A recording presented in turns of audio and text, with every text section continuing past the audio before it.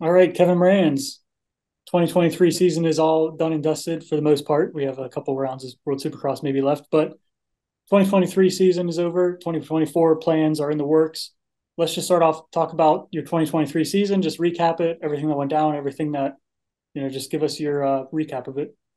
Yeah, so it was obviously a great season for me to finish the Supercross season as the top privateer. So we ended 16th in the championship, and via the list of riders, we were the first legitimate privateer on that list. So I was proud of that. That's kind of not really what I was expecting coming in, especially off the year that we had previous. A lot of the good riders that I knew were in that privateer level, and then coming in and just finding quick success in this past year's Supercross season. By the time we were halfway through, I'd already made pretty much more mains that I did the year previous, and then we kind of set the goal to be the top privateer. So to end with that was huge. So we're taking that momentum into 24. Yes, like you mentioned, 16th in points. I think you had 15 main events, right? Four. So yeah, 15 out of 17. I only missed two because I missed the second one because I had a pretty big crash in qualifying, kind of tweaked up the bike, tweaked up myself, and then should have had the one in Daytona. That was just a bonehead move on my part, trying to go for that quad case in and then just planting myself into the ground. So that was unfortunate because that should have been another easy main event transfer as well. So it is what it is. But yeah, very solid season last year. Yes, like we mentioned, 15 main events. I think four top 15s, and obviously the season and career best there at seventh at East Yeah. Rutherford, my money main event. Like you Yeah. mentioned, being a top privateer guy, there's dozens and dozens of guys trying to make it in this level as a professional. It doesn't always guarantee people are going to make it. But now you've kind of been like a 450 main event guy. Like last year, I think you got in with a couple LCQs, and then this year you started to click them off like right through the heat race. Like, so did this year that you had this year, was that like ever something you even envisioned? Like, was that ever, obviously that's everybody's goal to get on like factory team, get podiums, get wins, but like to be what you're Yeah, doing because now, was that ever like, from yeah, sorry to cut you off. no, But to I mean, it's everybody's goal when you're coming into professional racing, imagining, hey, we're gonna be winning championships, we're gonna be on the podium and everything. I still believe that I have that capability. Obviously, I'm pretty far from it right now. We continue to improve, and I've clearly shown that from when I started my professional career in pretty much 2019.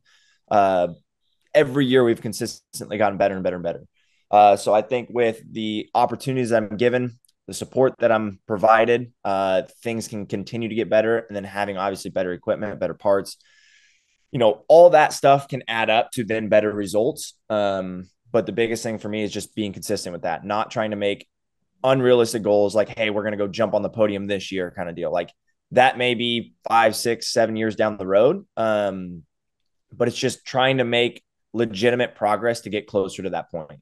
Whether that point comes or not, nobody knows. But having the drive and everything like that, like I see me doing even better. Like I was not super stoked on, let's say, my career thus far. Obviously I'm super happy to keep improving and I'm stoked with the results that year, but I know I have so much more in me, if that makes sense.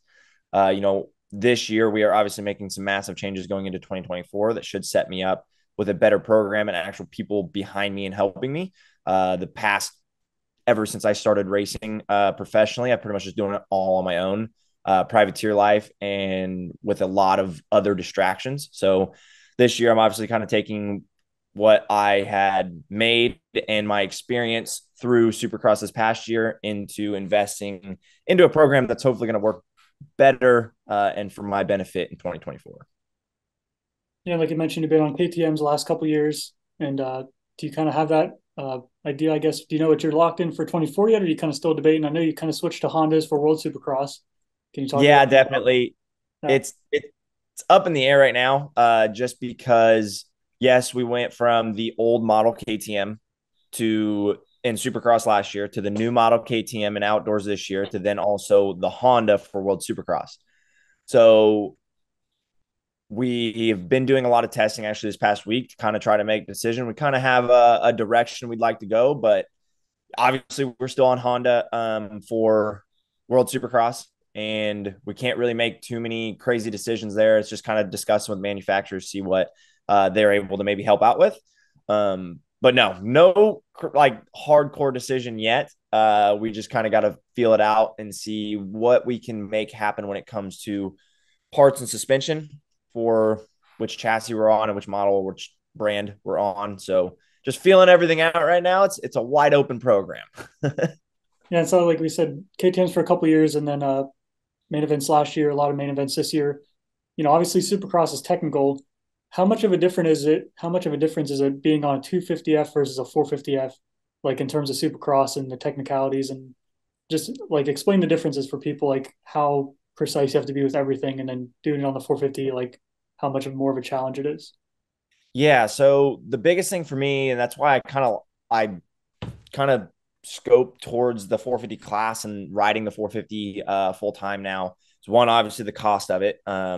You're going to have a lot more of a modified 250 to compete with the 250s that are out there, because in the 250 class, you need more power almost all the time to hit some of those jumps out of the corners, those three ends, those rhythms and everything like that. You got to be scooting around that corner and you got to really commit.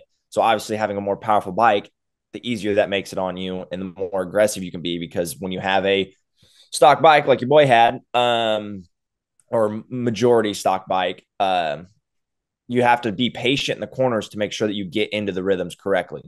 When you have a faster bike, quote unquote, the 450, I prefer that because you can be more free flowing instead of so concentrated on I have to hit this corner perfect or there's no shot I'm getting this rhythm. The 450 has enough power to do most of the jumps pretty consistently. So I find it personally safer because one, I'm not having to do as much bike work. Me doing everything on my own up to this point, that was a big factor. But yeah, just being able to be consistent with the power instead of having to rely on being so perfect and hitting everything wide open to get it. That's my two major differences when it comes to riding 250 to 450 is I believe that you can be more relaxed and more consistent on the 450. I gotcha. And then, okay, so then what's one big thing I guess you've learned just over last year that maybe you didn't know going into the year before, just something that you like picked up on, somebody taught you, or somebody just, is there anything you can point to last year that you really just learned, even if it's a small thing or just with your program or on track or off track or just anything like you could point to last year that really made a big difference? Um, Over the past couple years, the few things that I've realized is you kind of have to be there for all 17 rounds. So consistency is key. Not taking, you got to weigh the risk versus reward situations, right? So like for a lot of us racers, obviously Jet's out there killing it, but like for SMX final round, right? That quad on the table, not worth it for Kev. You know what I'm saying? Yeah. Obviously, I'm not saying my ability is there to do that or my bike is capable of soaking up that little 3-footer to get all the way up onto that tabletop. But like certain things like that, making sure that your risk versus reward is appropriate. And yeah, just coming into the whoops faster. That's what I've had to learn and I need to continue to learn is everything else feels pretty solid. It's just commitment through the whoops and getting through those because that's where you can lose or make up a lot of time in Supercross. Yeah, so I was going to say full commitment. You can't Yeah, exactly. half go into the whoops there. So Yeah. yeah, sorry, like you mentioned your program for next year, you kind of have a couple things locked in, the couple things you're still working on. Obviously, you're in your race shop now at your house. You got Yep. the Supercross training track that you put in the last couple months. Talk a bit about just program everything and to get to where you are now versus like you said where you started a couple years ago. Like just program wise, like riding wise, everything. You've obviously taken a big step. So how much is that you believe is helping you just because you can have a race shop, you can have like next year you're gonna have the hauler and the tracks to train on. Like just talk about how much of a difference that is having all that stuff versus now you got to go figure out where to ride and figure out how to do that Yeah. stuff and figure out who's taking care of So everywhere and everything. So yeah. So very excited to announce that we're pretty much branching out into creating our own team, which is the KMR racing team or KM racing team. It's going to be branded KMR. At least that's the current plan.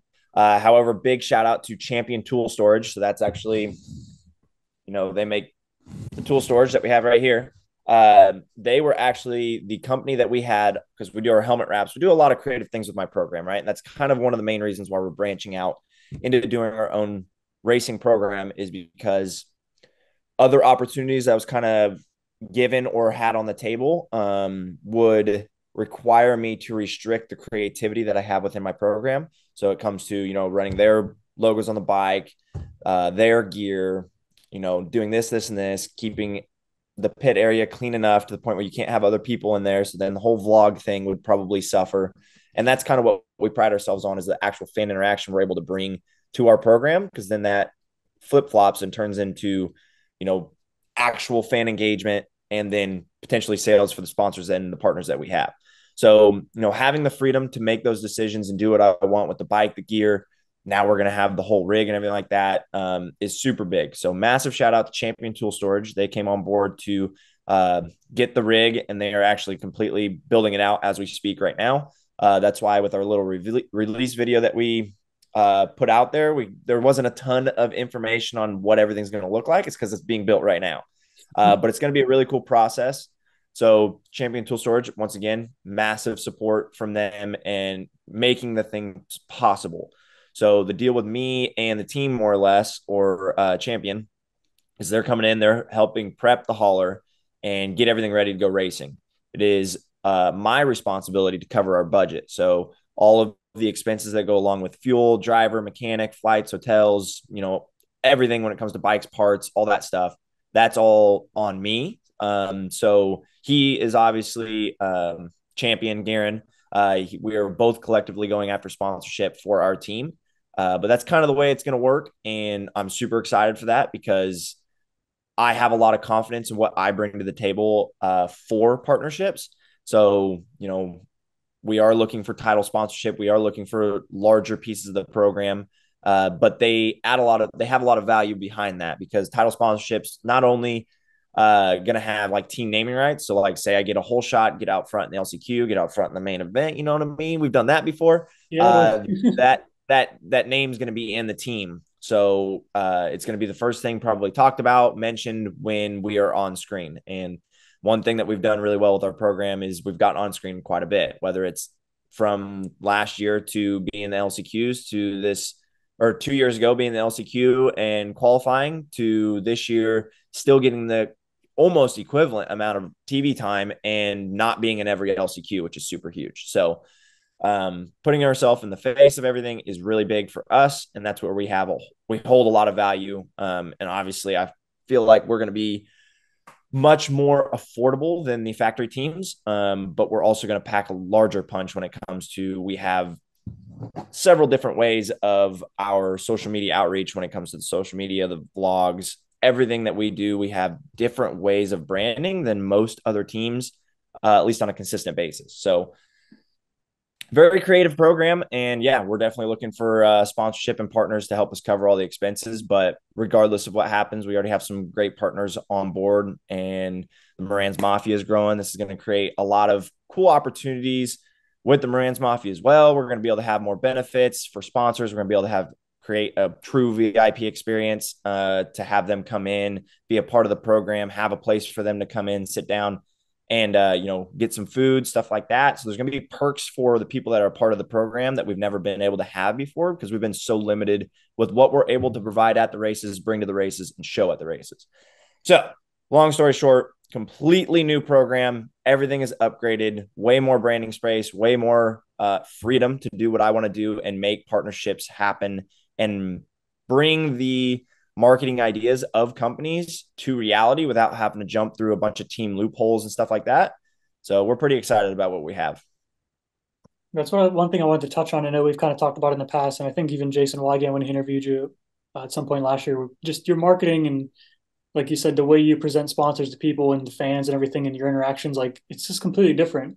Like you said, with helmet wraps or different races, if you're in Texas, you reach out to people from that area, local restaurants and construction companies and stuff like that. And you really get those people involved. The Patreons have their names on their names on your front fender. And then like when you have your GoPro showing, and again in the vlogs and stuff, like people are seeing their names and stuff. I guess what's the feedback been from the fans that have been involved and the sponsors that have been involved? Like you said, you don't want to make LCQs. Obviously, it's your goal is to get right to the main event. But if you're making the LCQs, maybe it's a little more track time for you, but it's more sponsor time for them. And again, if you're getting a whole shot in the main event or whatever, getting on TV, it's more coverage for them. It's the names getting mentioned. It's the people seeing the bike and everything like that, the gear you're riding in. Just talk about that feedback you've gotten from the sponsors and again from fans who stop by. I know you've given away ugly goggles and helmets and plastics and stuff like that. So just talk about that reaction and feedback from people that you're helping. Yeah, so it's been really cool. So if you want to learn more about what we have going on for 2024, kevinmoranz.com, that's where most of the information is, or you can shoot us an email at support@kevinmoranz.com. That's kind of where we're taking care of all of our sponsorship inquiries and whatnot.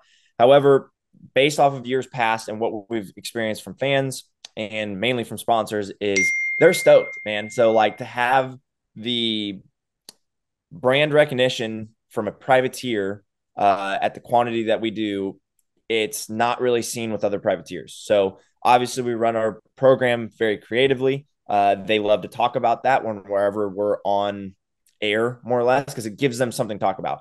I'm sure when they're doing their announcing in race day live or on the night program, yes, you could talk about the racing, but say the racing isn't super involved at the time and you're just kind of going through the motions of watching, it gives them something to talk about that's different from the norm, if that makes sense. So our program brings that to the table. Fans love it because they love the vlogs. They love coming in and, how we have the availability to come in and sign our bike, to be in the vlog. It's creating an experience, right? So these fans get to have an experience that they can tie themselves to and remember instead of just coming and watching the races. So that's what we try to pride ourselves on and obviously try to incorporate within our program. So we're definitely going to have that a part of the program next year. Is people coming by and want to support the program, little donation, and they get something out of it that is meaningful to them. So it's kind of like what I like to say when it comes to fantasy football, because I used to play football through high school. It's definitely my second favorite sport behind motocross. I play fantasy football and it adds a whole new level of, joy to watching games and whatnot, because otherwise I'd watch the Chiefs and Chiefs only. So I'm from Kansas. So obviously I'm a Chiefs guy. And they're a good team to root for. So Yeah. And so I wouldn't really watch any other games, but I am involved by quote unquote being a part of a team when it comes to the certain players that I have on my roster. So it's kind of the same concept when it comes to our Patreon. If or people that come up, sign the bike, etc. People that come up and actually have a real tie to a racer or some kind of connection, it makes them more excited to watch it on the weekends, which then, in effect can grow the sport and it also grows our following and our support system. So giving an option for people to support a racer that they're able to watch on television is pretty cool. So that's kind of what we've capitalized on, and we're going to continue into 2024. yeah, and you mentioned creating experience, like you said. I've seen your pits and stuff like that. It's really cool. I'm pretty sure did you sign somebody's forehead in Detroit? Like you want to talk about Yeah, dude, there's all sorts of stuff that I've signed in the past, but like shoes, phone cases, yeah, casts, foreheads, all sorts of fun stuff. So, no, it's been awesome, and we love the fan interaction that we're getting. The Moranz Mafia is growing. We have a lot of really cool things in store for 2024 that we haven't been able to release yet, but it's all in the works, and we're going to make it happen for 24. Yeah, and so I was going to say one more thing we have locked in. If you pan up, you got your front number plates there. So number 62 for next year, right? Yeah, so that's the plan. Yeah, because we started. Well, here I don't know if you can see it correctly, Yeah. but 346 is where we started. Then we went to 77, then 85, then 57, then 80 this past year, and then now we're back down to 62. So it's been solid.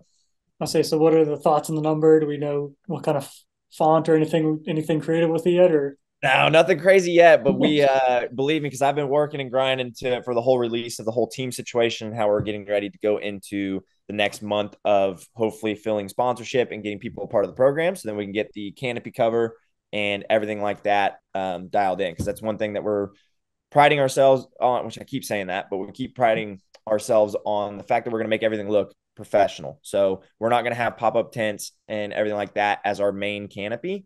We're actually going to get a canopy off the rig, like the real teams and everything like that. But yeah, more or less just everything going down in 2024 and just been busy getting all that stuff together. So it's grind time now to build it all. yeah, and so like you mentioned, obviously sponsors sometimes change throughout the year from year to year and stuff like that. But like being privateer guys that don't always get career numbers and have the same number year to year, obviously, like you mentioned, you want to step it up for next year. But what is it like as a privateer having to change your number and kind of with the marketing of yourself? And every year you're kind of like, what number are we going to get? Sometimes it's different. Sometimes it's, you've had a couple 80 numbers in there. Now you're getting a little lower. Is it, I guess, tougher to market yourself and do merchandise and stuff like that when you don't know what number you're going to be next year? And Definitely. You have to be more cautious of what you're going to order with that number on it. So, like for instance, like merch, anything that you have with that, if you say I have number 80 on it, my number changes to 62. If I have any, merch with 80 on it, people aren't really going to want that. So yeah. it is easier definitely when you have a career number. However, I kind of enjoy it because it create something fresh, right? So like you can always come out with new merch and new styles and whatnot, but if you have something like completely different when it comes to your number, it's kind of cool at the beginning of the year. Obviously, if you get a bad number or one that doesn't work well in designs, it is tough. Um, but yeah, I mean, I don't mind it. I can definitely see how a lot of other people are irritated with it, and it'd be nice to know what you're going into every year. But that's kind of the fun of at least the privateer sense is you're fighting for the lowest number you can get, and that's kind of like something you can put on your shoulder, chip you can put on your shoulder, depending on how low your number is that year, kind of deal. Is obviously based off your results from the year previous. So I enjoy it, but I could definitely see how there's another argument for it. And then real quick, one last number one. If you could pick your number, what would you pick your number to be? Probably 46, just because growing up, so I started racing when I was 4 years old. My brother started racing when he was 6 years old. So my number, which is funny, people, the OG people will know this, but my first number was MZ4. So we were racing at the motocross track with letters on our on our number plates like Woods guys, because MZ for Moranz, first letter, last letter. And then I started when I was 4. Colton was MZ6. So when I started going to Loretta's consistently, and you needed a 2-digit number, we would always do 46 because 4 for me, 6 for him. So yeah, if I ever had like the opportunity to pick a number, it would either be number 4 because that was obviously my number, or 46 would be pretty cool. So then I can tie it into the reason why I'm still racing and why I had somebody to chase at the beginning, which was trying to be better than my brother when we were little. So that would be pretty Yeah. cool. All right, I think we've pretty much covered most of it. So just real quick, mention about where people can find you. Like we said, we'll link the emails at the bottom of this post, but social media, YouTube, Patreon, all those things. Just give us the links and tell us where to find it. And Yeah, all of the above, man. So you find almost anything at kevinmoranz.com. There's links to pretty much everything there. Obviously, we just made a new Instagram account for the racing team.kmracing. Obviously, my Instagram, which is probably going to change soon, but it's moranz.80. We'll be changing that up when the new number is solidified, probably after World Supercross. Uh, all of our YouTube vlogs and everything like that, which is additional marketing for companies that may be interested. It's Kevin Moranz on YouTube. And then if you're interested in supporting the Moranz Mafia, you can find that on kevinmoranz.com as well. That's a creative way for fans to actually support our racing if they don't have a logo or something specific they want on the bike. And then finally would be support at kevinmoranz.com if you're interested in emailing us about our 2024 season, and if you're interested in supporting the program and helping the team as champion and I work to get everything covered. which race are you most excited for looking towards next year's season? Oh man. Well, I was hoping we were gonna have, the Chief Stadium on the schedule, but that didn't happen. So, St. Louis is probably one of the more of the home races. I'm kind of excited for that one because I got to get redemption at that one. That was a triple crown the last time. I qualified 19th, so one spot away from the transfer. So I was like, all right, Kev's got it in the LCQ, had a great transfer spot locked up in the LCQ, running third, nobody really close to me, and washed my front end in the sand, got up and made a heck of a push to get fifth. So I missed the direct transfer by one and missed Oh, the LCQ by one at the home race. Pretty tough. So looking for redemption there. all right, there you go. All righty. Anything else you'd like to add about your program for next year? Or Nothing crazy. We just got some really cool things in the works. And if you're interested in being a part of it, definitely give us a shout. awesome. Thanks, guys. Check out the Moranz Mafia, become a part of his program through Patreon. You can be in his YouTube vlogs and everything, be on his bike. Check it out.